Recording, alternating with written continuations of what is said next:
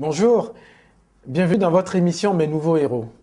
Aujourd'hui, je vais vous parler d'un personnage historique russe du XVIIIe siècle, Abraham Petrovitch Hannibal, brillant ingénieur, mathématicien et général d'armée. Notre héros est né en Afrique, dans la cité de Logon-Birni, une ville fortifiée construite sur les bords du fleuve Logon. La cité de Logon-Birni se trouve à l'extrême nord du Cameroun actuel, à la frontière du Tchad. Pendant longtemps, on a cru que Hannibal était né en Éthiopie. Les habitants de la cité, les Lagouanais, sont des descendants d'un peuple mythique, les Sao. Il est né dans la famille du prince de Logon, le Miaré. Aujourd'hui, c'est un sultan qui règne sur Logon-Birni. Hannibal est né en 1696, à la fin du XVIIe siècle. Mais c'était un homme du XVIIIe siècle. Le XVIIIe siècle commence en 1700 et finit en 1799. Hannibal est mort très vieux, à l'âge de 85 ans, le 20 avril 1781. La cité de Logon-Birni était souvent attaquée par le sultan du Baguirmi, un royaume voisin. En 1703, alors que notre jeune garçon était âgé de 7 ans, il est enlevé à la suite d'un conflit armé et pris en otage. Sa sœur Lagan se jeta désespérément dans le fleuve à la poursuite de ses ravisseurs, et elle périt noyée. Et notre héros fut conduit loin, très loin de chez lui, chez les Ottomans, c'est-à-dire dans la Turquie actuelle.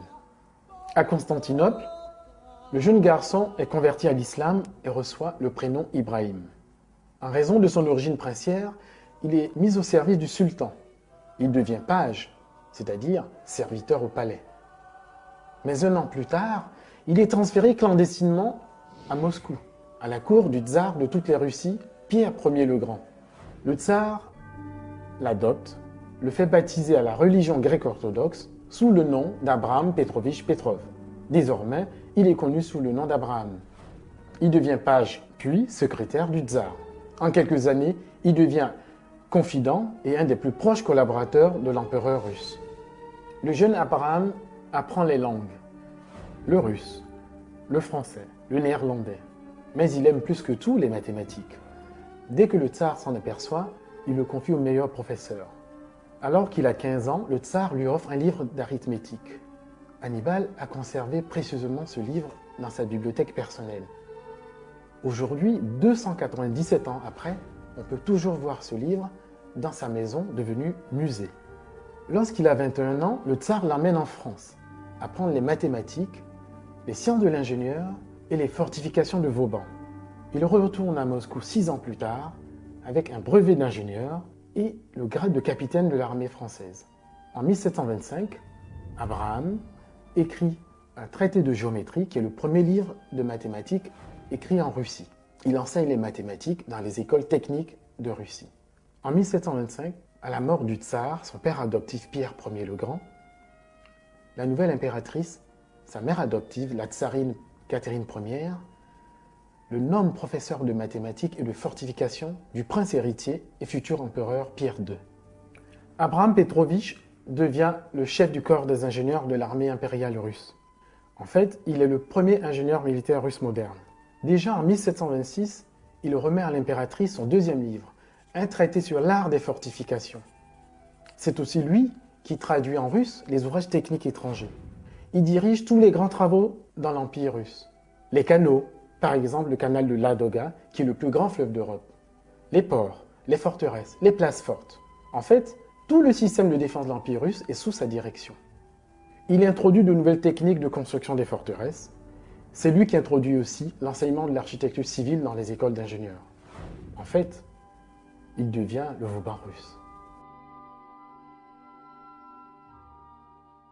Abraham Petrovitch Hannibal a eu une brillante carrière militaire. En fait, il a appris l'art de la guerre très jeune. Dès l'âge de 8 ans, il a accompagné le tsar, son parrain, pendant toutes les guerres qui ont opposé la Russie au royaume de Suède et à l'Empire ottoman. Il a gravi tous les échelons de l'armée impériale russe. D'abord lieutenant, puis major, colonel, général-major, lieutenant général et enfin général en chef de l'armée impériale russe. À l'âge de 30 ans, Abraham Petrovitch a décidé de changer de nom et de se faire appeler Hannibal. en l'honneur du célèbre général de Carthage. Le jeune enfant venu d'Afrique est devenu l'un des hommes les plus puissants de l'Empire russe. Il fut le 4e personnage de l'État, commandant, gouverneur militaire de l'Estonie, gouverneur de la province de Vyborg près de la Finlande.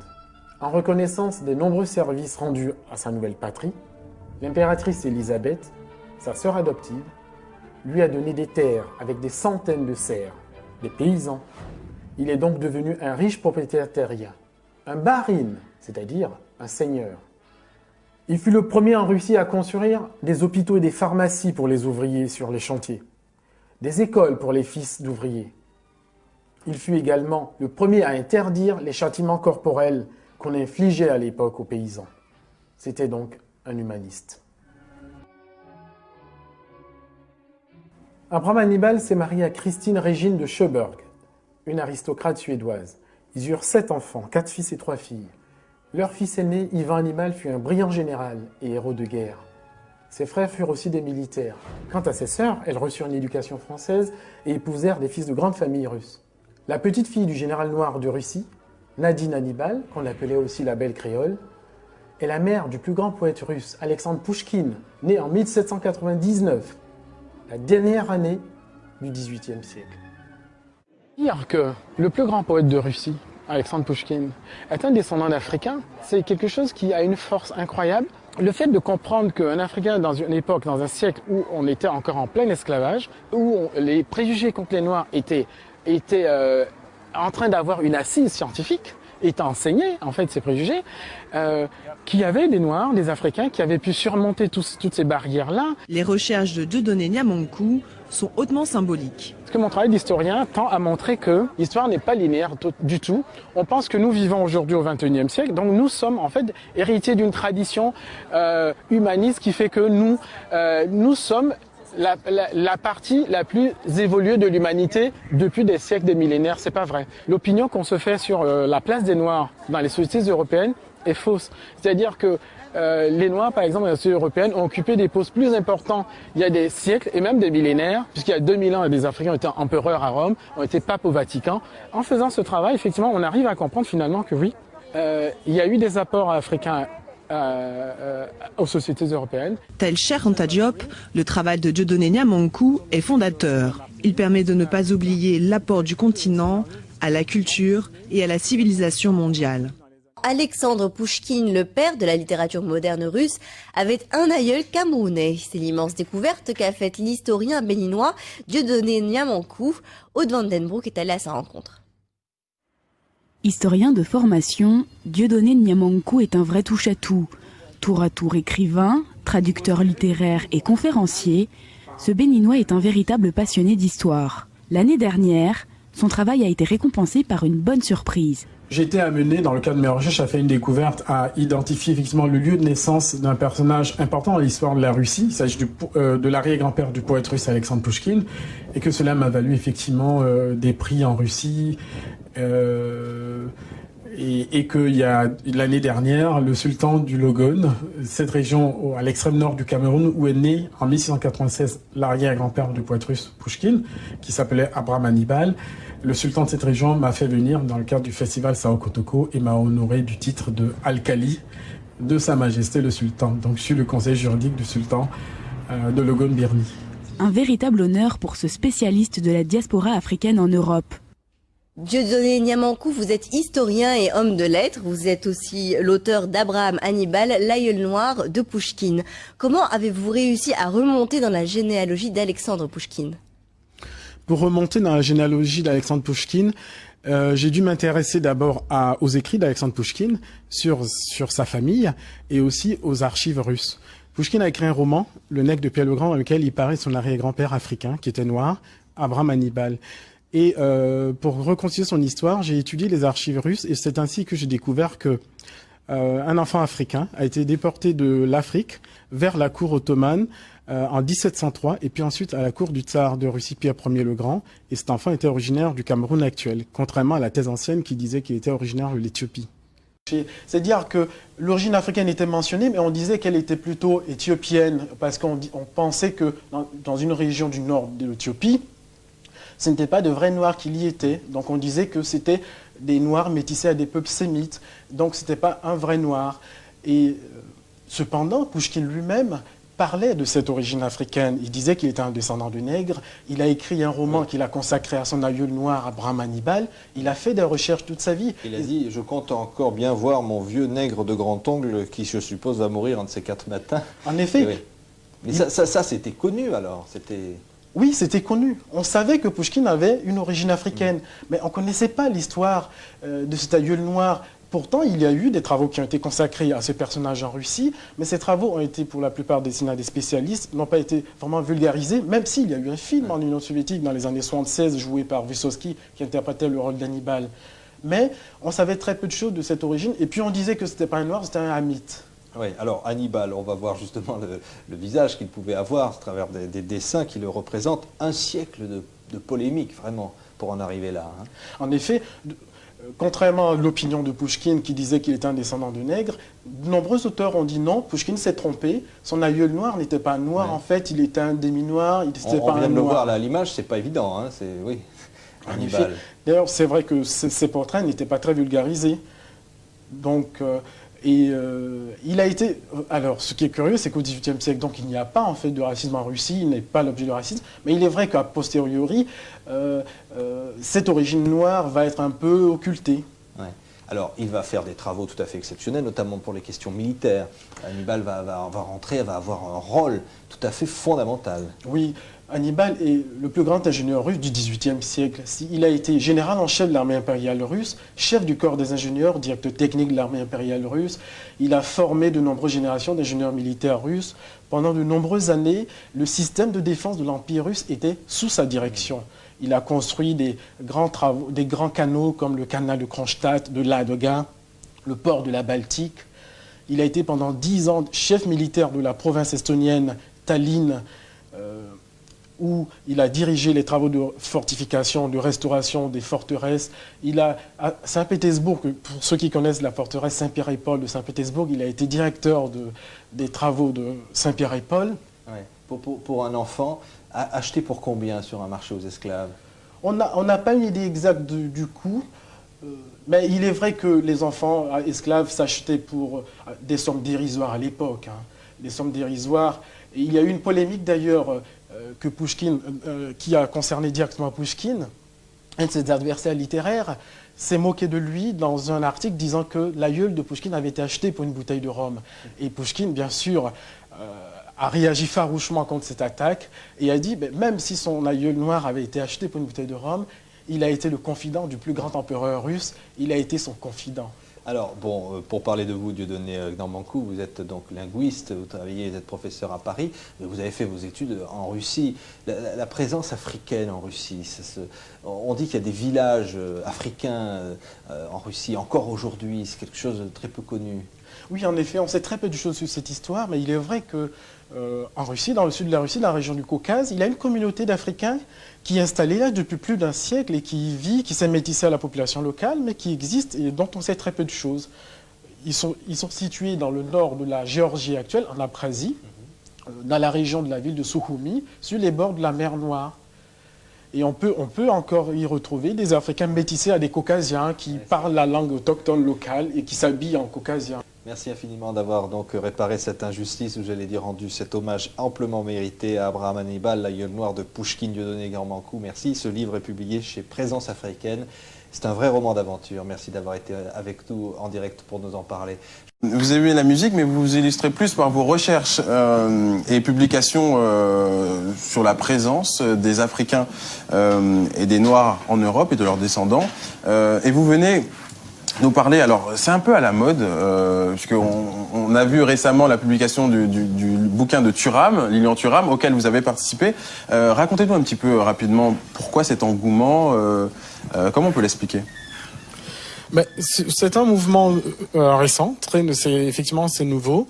Ça fait plaisir, puisque les historiens qui travaillent ces questions depuis quelques décennies déjà avaient du mal à faire passer effectivement le message, l'information sur l'histoire des Noirs en Europe, les contributions des Africains et de leurs descendants à toutes les époques. Et donc, il y a une dizaine d'années encore, dans les librairies, il y avait 1 ou 2 ouvrages que vous pouviez trouver. Et la plupart des études sur ces questions-là même concernant l'Europe ou la France, avait été faite par des historiens américains. Les historiens français n'en faisaient pas un domaine de recherche, les historiens européens également. Donc, mais depuis quelques années, en France, on va dire qu'il y a eu un déclic en 1998, au 150e, à la commémoration du 150e de l'abolition de l'esclavage. Et puis ensuite, en 2005, avec les émeutes des jeunes dans les banlieues françaises, il y a eu une véritable prise de conscience. Et depuis lors, d'ailleurs, l'ouvrage des Africains et leurs descendants en Europe avant le XXe siècle, est né d'un colloque que nous avons organisé en novembre-décembre 2005, qui avait été prévu 2 ans avant, mais qui s'est déroulé justement en pleines émeutes, puisque certains des historiens qu'on avait invités pour ce colloque ne voulaient pas venir en France, vu les images qu'ils voyaient dans les médias. Alors racontez-nous un petit peu, alors on va parler du premier bouquin, Abraham Hannibal, l'aïeul noir de Pouchkine, qui est un poète russe. Racontez-nous un petit peu, qui est-il et le pitch en quelques mots de cet ouvrage. Oui, Pouchkine déjà, c'est le plus grand poète russe, en effet. En France, on a Alexandre Dumas, qui est l'écrivain français le plus lu au monde. En Russie, les Russes ont Alexandre Pouchkine, qui est leur plus grand poète, le poète national russe. Il se trouve que, comme en France Dumas, en Russie, Alexandre Pouchkine est d'origine africaine. Il est l'arrière-petit-fils d'un Africain, Abraham Hannibal, donc à qui j'ai consacré cette biographie, qui a vécu en Russie au XVIIIe siècle, qui est arrivé enfant en Russie, qui est mort à l'âge de 85 ans en 1781 et qui a été le 4e personnage de l'État russe. Il a été général en chef des armées, chef des fortifications, c'est l'équivalent du Vauban de l'Empire russe du XVIIIe siècle. Alors je sais que ce bouquin a donné lieu à un certain nombre d'aigreurs, en tout cas de remous, et vous avez même été victime puisque d'une agression en vous rendant là-bas. Expliquez-nous. Oui. Pourquoi et puis l'agression. Il se trouve que Alexandre Pouchkine étant le symbole que les Russes considèrent comme le symbole de leur identité, on lui avait attribué une origine lointaine africaine, mais pas éthiopienne. Parce que pour les Russes au XIXe siècle, et même encore jusqu'à une époque récente, l'Éthiopie, c'était pas le monde nègre, c'était pas les Noirs, c'était pas les Africains. Parce que l'Éthiopie est chrétienne de religion orthodoxe, comme les Russes. Et donc, la seule région de l'Afrique dite noire présentable, c'était l'Éthiopie. Et mes travaux ont démontré en fait que cette thèse était fausse et qu'Abraham Hannibal était originaire du Cameroun actuel, du bassin du lac Tchad. Et cela, bien sûr, a suscité mécontentement puisque certains trouvaient que j'ancrais Pouchkine dans ce cas dans le monde nègre alors que c'était ce qu'on voulait rejeter. Et effectivement, certains historiens et certaines personnes en Russie avaient d'abord contesté, il y a eu de vives polémiques, mais mes travaux sont aujourd'hui reconnus en Russie, le livre a été traduit en russe, a reçu 2 prix en Russie. Alors en 2008, vous avez publié Les Africains et leurs descendants en Europe avant le XXe siècle. Et cet ouvrage collectif reprend les actes d'un colloque qui s'était tenu à Toulouse fin 2005. Absolument. C'est un colloque qui a eu lieu à l'initiative de la Maison de l'Afrique à Toulouse. Et j'ai co-dirigé cet ouvrage avec Yao Modzino, qui est secrétaire général de cette association.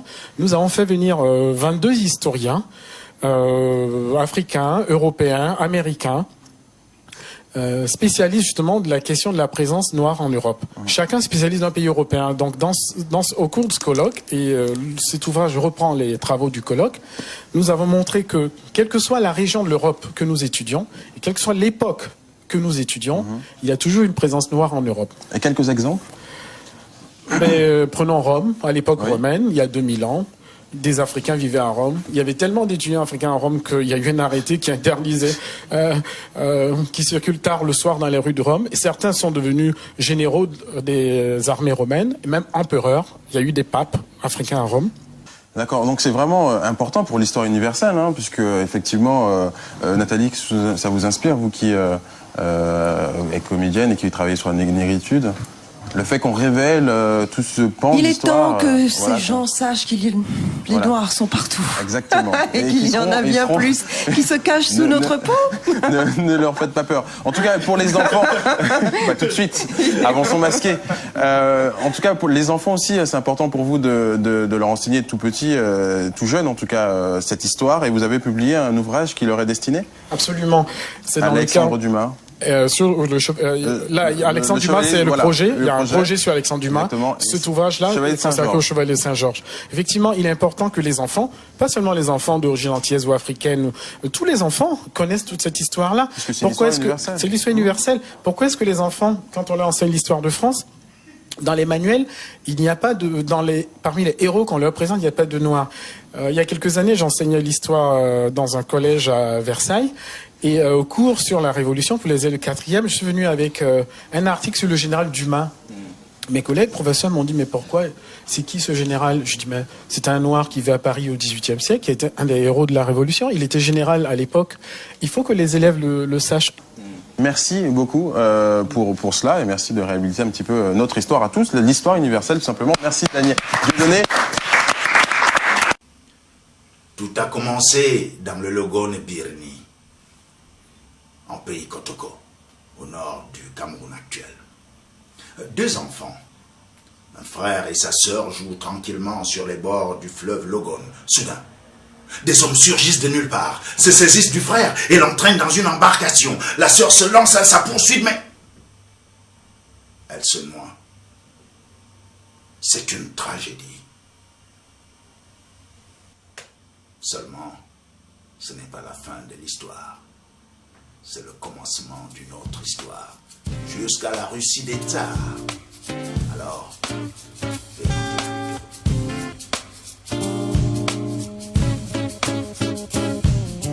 18th century in the Russian Empire, one of the leading figures is an African man.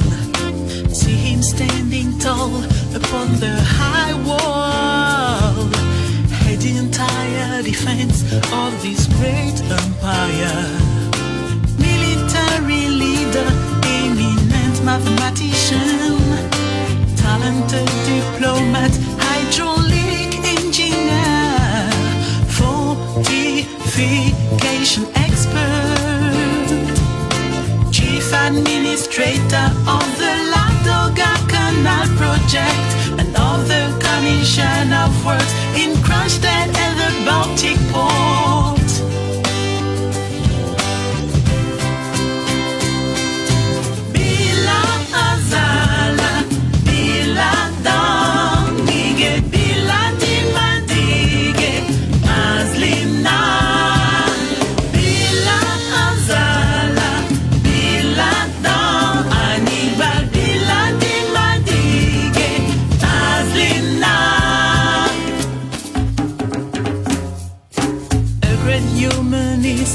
Hannibal founded a hospital for the Kronstadt Canal workers and their families, then a school for their children. Ooh, yeah. Prohibited corporal punishment and abusive exploitation that prevailed in serfdom. Hannibal Murray, a descendant of Swedish nobility, who gave him 11 children. One of them was to be the grandfather of the great Russian poet Alexander Pushkin.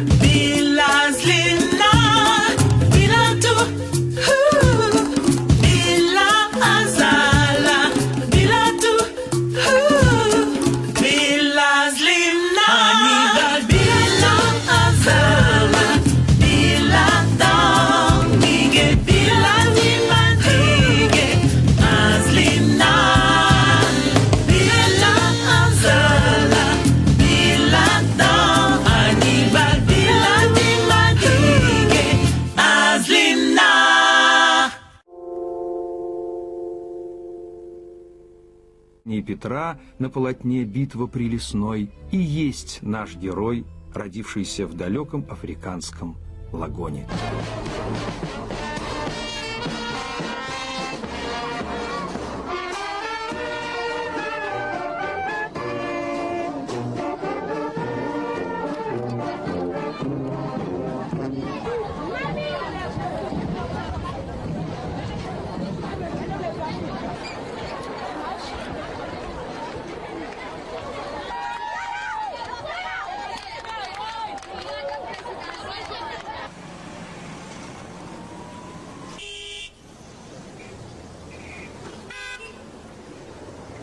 moi je veux.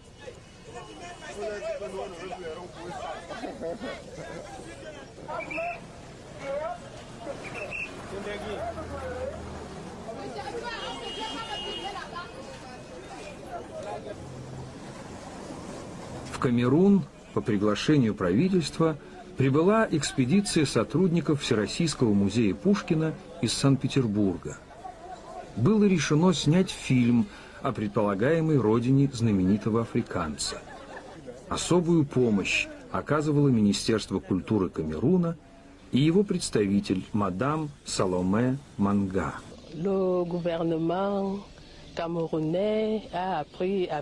Правительство Камеруна с большим удовольствием узнало об открытии профессором Дьедане Гнаманку камерунских корней великого поэта Пушкина. Мы были очень счастливы узнать, благодаря вашим исследованиям, что Ганнибал – предок Пушкина, камерунец. Я хотел знать, откуда, из какой части Африки он происходил. Сначала я думал, что это Эфиопия, но поиски не привели меня к цели, так как там нет города Лагон. Потом я нашел княжество Катако, которое называлось Лагоном. Оно находилось в районе озера Чад и существовало во время рождения Ганнибала, то есть в конце XVII века. Пора покинуть скучный брег мне неприязненной стихии, и средь полуденных зыбей под небом Африки моей вздыхать о сумрачной России, где я страдал, где я любил, где сердце я похоронил. Мы наконец-то приехали в Камерун. Находимся на той земле, где больше 300 лет тому назад родился прадед Пушкина, Абрам Петрович Ганнибал. Так давно хотелось вообще побывать здесь, в этой стране, в Камеруне. Я уже больше 6 лет мечтал о том, чтобы быть здесь, посетить эту страну, узнать северную провинцию, родину Ганнибала. И вот, наконец, мы приехали. И через несколько часов мы уже скоро прилетим на саму родину Ганнибала, в город Лагон-Бирни. Южнее озера Чад, в центре Африки, на реке Лагоне, находится город Лагон-Бирни. Путь из столицы Камеруна, Яунде, непрост. Сначала самолет до города Гаруа, затем до города Маруа по автостраде, и дальше через национальный заповедник Ваза до Куссыри, и уж потом по грунтовой дороге вдоль берега реки Лагоны.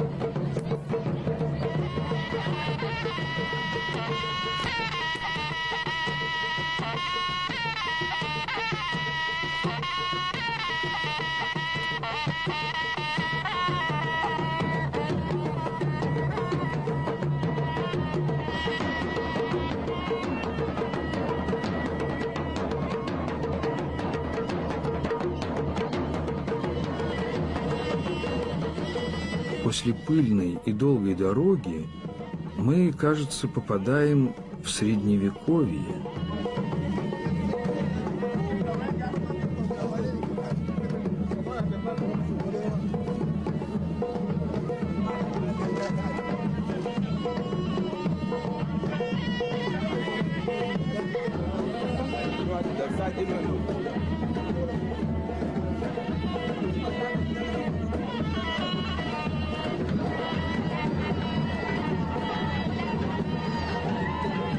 торжественная встреча, кавалерия, обрядовые танцы, ожидание выхода султана и его появление в окружении свиты и стражи.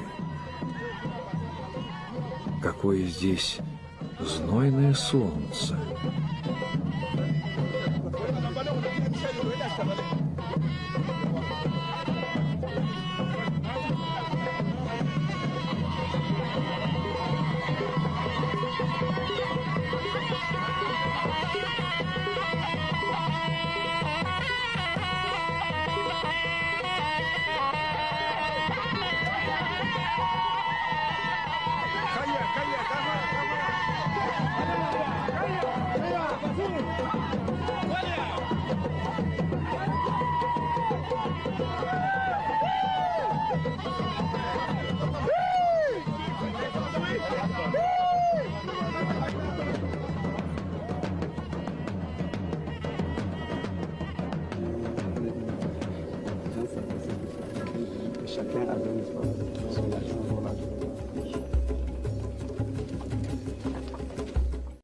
Un réel plaisir de prendre part à cette mémorable cérémonie, à savoir l'hommage rendu à l'affaire au général Abraham Hannibal, l'aïeul noir du poète Alexandre Pouchkine.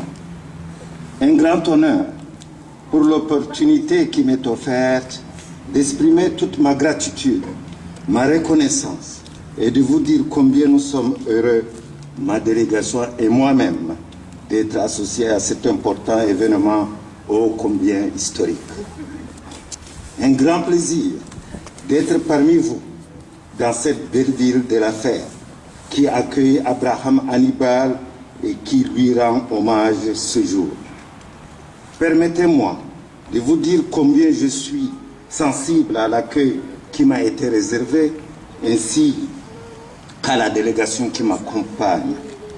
Je remercie très sincèrement Monsieur le maire de la Fère, Monsieur le président de l'association Axe Nord-Sud.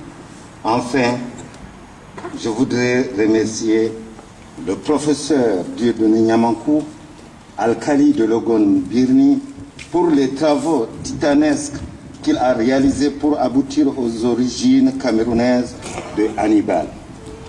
Grâce à ces travaux, la descendance d'Hannibal retrouve une partie de son histoire. Nous en sommes fiers. Cette fierté, nous la devons au professeur Dieudonné Niamankou qui a démontré méthodiquement, patiemment et avec une opiniâtreté propre aux vrais hommes de science qu'Abraham Hannibal était bel et bien originaire de Logon Birni. Sans son précieux travail, cette rencontre chaleureuse et humaine n'aurait certainement pas eu lieu dans les mêmes conditions. L'œuvre du professeur Niamankou est immense et toute l'assistance ici présente en sait quelque chose. Mais je ne peux m'empêcher de citer son livre grâce auquel les Kotoko ont enfin retrouvé et célébré, même à titre posthume, leurs illustres fils et frères.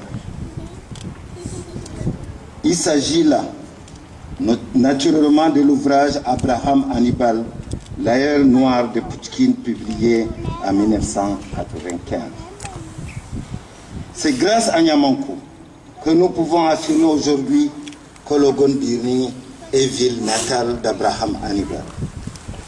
La chanteuse Joël Esso, qui a fait connaître au grand public la musique traditionnelle du pays Kotoko. À Logon Birni, pendant le festival des arts et traditions Sao Kotoko, le professeur Niamankou était accueilli comme un héros. Le gouvernement de la République du Cameroun a accueilli très favorablement ses interventions à l'université de Maroua et à Logon Birni. Mesdames et messieurs, je voudrais vous présenter très brièvement la carte géographique et historique du sultanat de Logon Birni. Le sultanat de Logon Birni a une superficie d'environ 5600 km² et une population estimée à 120 000 habitants. Ces peuples vivent essentiellement de la pêche, de l'élevage et de l'agriculture et du petit commerce. Les méthodes et pratiques usitées sont traditionnelles et rudimentaires. L'Ogon Birni, ville historique, chef-lieu du sultanat, est fondé à l'origine dans ces zones périphériques par 4 Sao. Le sultanat de l'Ogon Birni est coiffé par un sultan appelé localement Miangé. Je suis le 47e de la dynastie régnante depuis la création de la cité. Sur le plan administratif, notre sultanat couvre 3 arrondissements. L'Ogon Birni Ouaza et Zina est divisé en 9 cantons. C'est dire que le sultanat de l'Ogon Birni, qui s'étend aujourd'hui de l'est à l'ouest entre le Tchad et le Nigeria, du nord au sud entre les sultanats de Kousri, Afadé et les départements de Mayo-Sava, Mayo-Dana et du Diamaré, s'est construit progressivement par des voies pacifiques, alliances ou ruses, au départ et l'usage de la force lorsque cela s'imposait. C'est dans cette principauté et plus précisément dans sa capitale l'Ogon Birni, cité historique, qu'a vu le jour Abraham Petrovitch Hannibal, célèbre ingénieur général d'armée, mathématicien et grand bâtisseur de la Russie moderne. Tous les Lagouanais, habitants de l'Ogon, et plus largement les Kotoko descendants de Sao, en sont tous fiers aujourd'hui. Le peuple Sao, l'histoire universelle le rappelle souvent, est un peuple qui a pris possession du bassin du lac Tchad depuis 2600. Un peuple de géants, se caractérisant par des activités extrêmement variées et de haute facture. Allant de la pêche à la poterie, en passant par l'agriculture, le tissage, la construction de grands ouvrages, la danse, la teinture, j'en passe. Cet apport de la civilisation Sao au patrimoine de l'humanité a été salué par le président Jacques Chirac à l'occasion du sommet France-Afrique tenu à Yaoundé en janvier 2001. Les Sao Kotoko, pour dire mieux, les parents d'Abraham Hannibal étaient des travailleurs acharnés. Les palais Kotoko, véritables forteresses, en sont une parfaite illustration.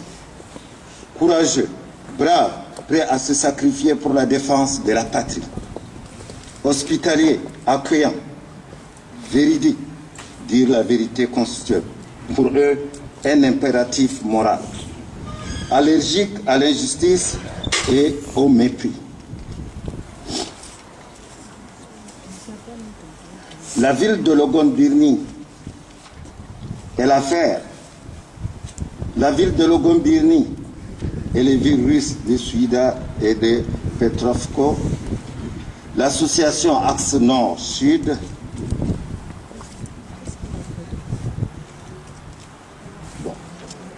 vous m'en excusez, général grand, bien bâti, charismatique, ce qui les amenait difficilement à résister à la tentation d'aimer ou d'être désiré. Ces qualités, je ne m'en doute pas, ont été développées par Hannibal et Pouchkine. Excellences, mesdames et messieurs, l'Ogon Birni, ville natale d'Hannibal, a été aussi le centre de la lutte menée par le docteur Eugène Jamon contre la maladie du sommeil sur la colonisation française. C'est également dans le sultanat de l'Ogon Birni que le général de Gaulle a eu les secours les plus décisifs lors de la catastrophe de son hélicoptère à Zagara dans le parc national de Ouaza en 1940 pendant la Seconde Guerre mondiale en provenance de Douala pour Fort-Lami, actuellement Djamena. Il y a des coïncidences qui méritent une attention particulière. L'affaire célèbre cette année Hannibal. La communauté Kotoko rend hommage à Hannibal à l'occasion de son festival. L'ambassadeur du Cameroun a reçu son Excellence Papa Saleh et Kotoko du département du Logon et Chari. Que de coïncidences qui augurent des lendemains meilleurs.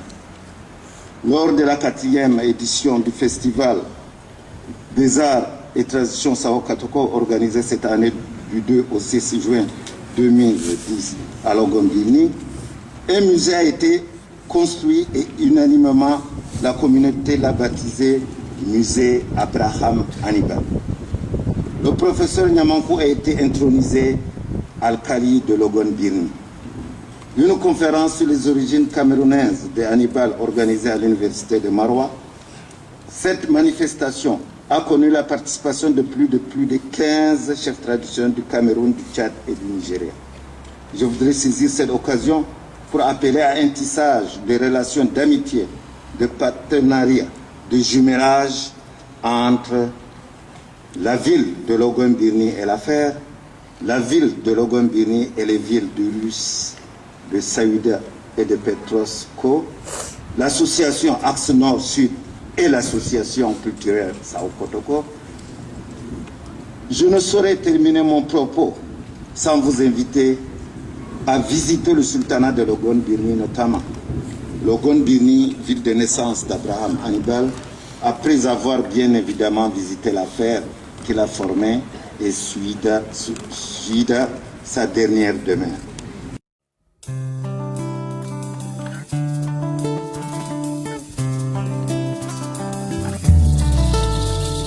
Pushkin, sin nadежды, дочери Осипа, сына Ганнибала, сына Мяребруа.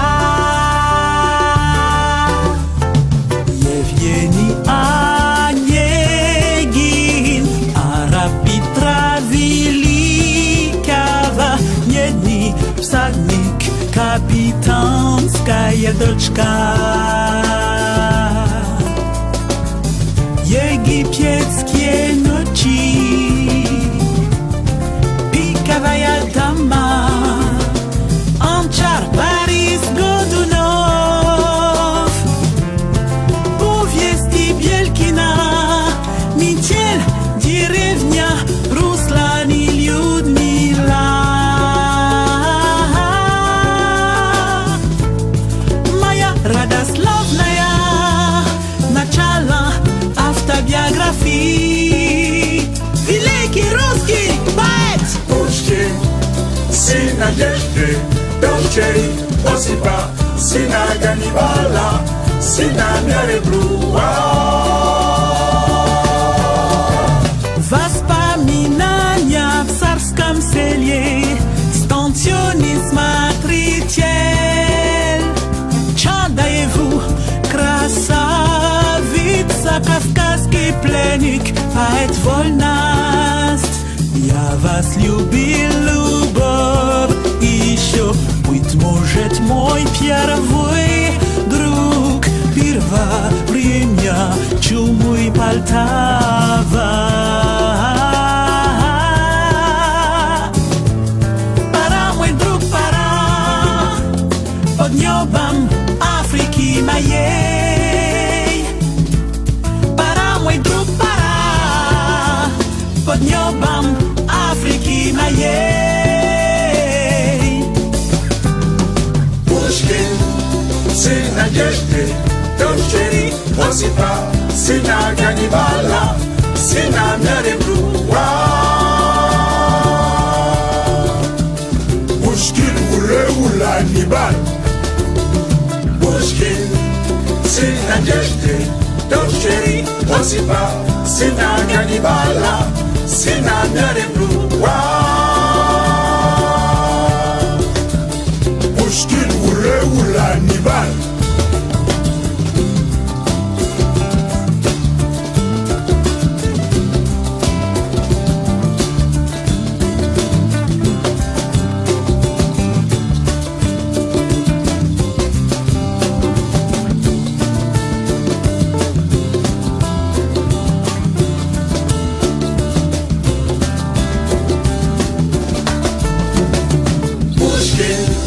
Сын надежды, дочери Осипа, сына Ганнибала, сына Мяребруа. Пушкин, ура, Ханнибал. Пушкин, сын надежды, дочери Осипа, сына Ганнибала, сына Мяребруа. Пушкин, ура, Ханнибал.